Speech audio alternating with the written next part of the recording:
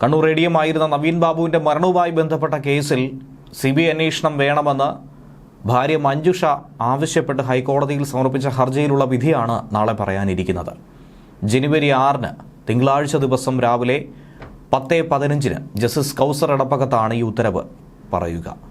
നരഹത്യ അടക്കം സംശയിക്കുന്നത് കൊണ്ട് തന്നെ CBI അന്വേഷണം ശക്തമായി നടത്തണമെന്ന ആവശ്യം ഹർജിക്കാരി ഉയർത്തുന്നുണ്ട്. ഒരു പഴുതിലൂടെയും കുറ്റക്കാർ രക്ഷപ്പെടാൻ പാടില്ല എന്നുള്ള ആവശ്യം തന്നെയാണ് നവീൻ ബാബുവിൻ്റെ ഭാര്യ മുന്നോട്ട് വയ്ക്കുന്നത്.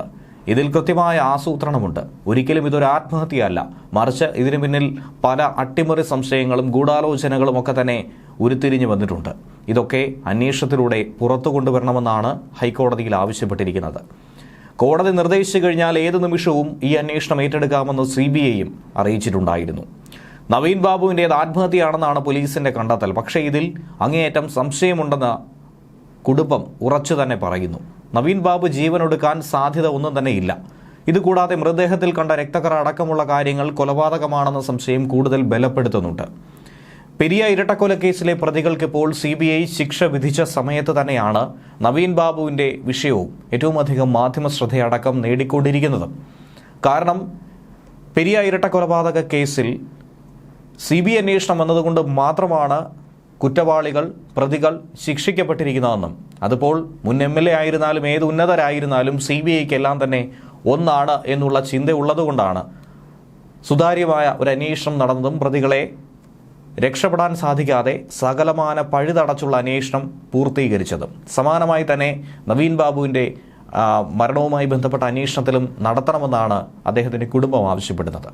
ഇന്നിപ്പോൾ ജയിലിലേക്ക് മാറ്റിയ ഒരു വിഷയവും അഭിവാദ്യം അർപ്പിച്ചുകൊണ്ട് PJ അടക്കം എത്തിയ സംഭവങ്ങളും വാർത്തയാകുമ്പോൾ നവീൻ ബാബുവിൻ്റെ വിഷയത്തിൽ CBI എത്തിയാൽ സർക്കാരിനും CPMനും ഒരുപോലെ തന്നെ ആശങ്ക ഉയരുകയാണ്. ADMന്റെ മരണത്തിൽ CBI അന്വേഷണം ആവശ്യപ്പെട്ടുകൊണ്ടുള്ള ഹർജിയിൽ ഹൈക്കോടതി എടുക്കുന്ന തീരുമാനം എന്തുതന്നെ ആയിരുന്നാലും അതിനിർണായകമാണ്. ഈ കേസിലെ അന്വേഷണത്തിന് CBI എത്തിക്കഴിഞ്ഞാൽ കണ്ണൂരിലുള്ള ഒട്ടുമിക്ക CPM നേതൃത്വവും സംസ്ഥാന നേതൃത്വവും വെട്ടിലാകുമെന്ന കാര്യത്തിൽ സംശയമൊന്നും തന്നെയില്ല. നവീൻ ബാബു കേസിന് തൊട്ടു പിന്നാലെ പെട്രോൾ പമ്പ് ഇടപാട്, മുഖ്യമന്ത്രിക്ക് നൽകിയ വ്യാജ പരാതിയും CBI അന്വേഷിച്ചാൽ പിന്നീട് അന്വേഷണം നടത്തുക മറ്റെങ്ങുമായിരിക്കില്ല, AKG സെൻട്രലായിരിക്കും. പിന്നീട് ഒരു അറസ്റ്റ് ഉണ്ടാകുന്നത് അതും AKG സെൻട്രൽ തന്നെ ആയിരിക്കുമെന്നുള്ള വിലയിരുത്തലിലേക്കാണ് കടക്കുന്നത്. കാരണം പ്രശാന്തന് ഈ ഒരു പരാതിയുടെ ബുദ്ധി ഉപദേശിച്ചു കൊടുത്തതും പരാതി കൃത്രിമമായി തയ്യാറാക്കി കൊടുത്തതും AKG സെൻറ്ററിലെ ഒരു ബുദ്ധികേന്ദ്രമാണെന്നാണ് അഭ്യൂഹങ്ങൾ പരക്കുന്നത്. CPM നേതാവായിട്ടുള്ള PP ദിവ്യ പ്രതിയായ ഈ കേസിൽ സത്യസന്ധമായ അന്വേഷണം കേരള പോലീസിന്റെ ഭാഗത്തു നിന്നും ഒരു തരത്തിലും പ്രതീക്ഷിക്കാൻ കഴിയില്ല. അതുകൊണ്ടാണ് കുടുംബം CBIക്ക് ഈ അന്വേഷണം കൈമാറണമെന്ന് ആവശ്യപ്പെടുന്നത്. നവീൻ ബാബു തൂങ്ങി മരിച്ചു എന്ന് പറഞ്ഞാൽ അത് വിശ്വസിക്കാൻ അങ്ങേയറ്റം ബുദ്ധിമുട്ടുണ്ട്. ഒരിക്കലും അത് ഉൾക്കൊള്ളാനായി തങ്ങൾക്ക് കഴിയില്ല. കൊല നടത്തിയ ശേഷം നവീൻ ബാബുവിനെ കെട്ടിത്തൂക്കിയതാണെന്ന് സംശയിക്കേണ്ടി വരുമെന്നും CBI അന്വേഷണം ആവശ്യപ്പെട്ടുകൊണ്ടുള്ള ഹർജിയിൽ ഹൈക്കോടതിയിൽ മഞ്ജുഷ ഇങ്ങനെ ആരോപിച്ചു. ശരിയായ രീതിയിലുള്ള പോസ്റ്റ്മോർട്ടമോ ഇൻക്വസ്റ്റോ നടന്നിട്ടില്ല. ഇൻക്വസ്റ്റിൽ കഴുത്തിൽ കണ്ടെത്തിയ പാട് പോസ്റ്റ്മോർട്ടം റിപ്പോർട്ടിലാകട്ടെ ഇല്ല. വിവരാവകാശ നിയമപ്രകാരം ആവശ്യപ്പെട്ട വിവരങ്ങളൊന്നും ഇതുവരെ നൽകുന്നില്ല. 55 കിലോ ഭാരമുള്ള നവീൻ ബാബു എങ്ങനെയാണ് ഒരു ചെറിയ കയറിൽ കെട്ടിത്തൂങ്ങി മരിക്കുന്നത്?